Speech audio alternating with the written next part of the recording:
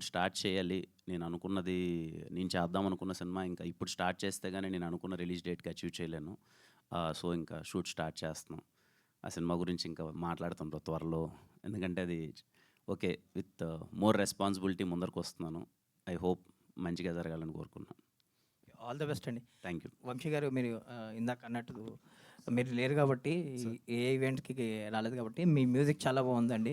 Thank you sir. Congratulations, మీకు మరిన్ని మంచి ఆఫర్స్ రావాలి. Thank you all the sir. Best. Thank you sir. Thank you sir.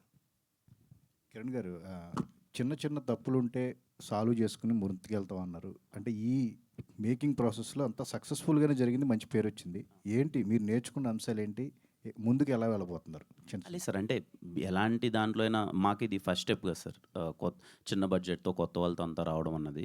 ఖచ్చితంగా ఎంత సక్సెస్ అయినప్పటికీ చిన్న తప్పులైతే ఖచ్చితంగా ఉంటాయి కదా! వాటిని ఇంకా బెటర్‌మెంట్ చేసుకొని నెక్స్ట్ దాంట్లో ఇంప్లిమెంట్ చేద్దామని అంతే.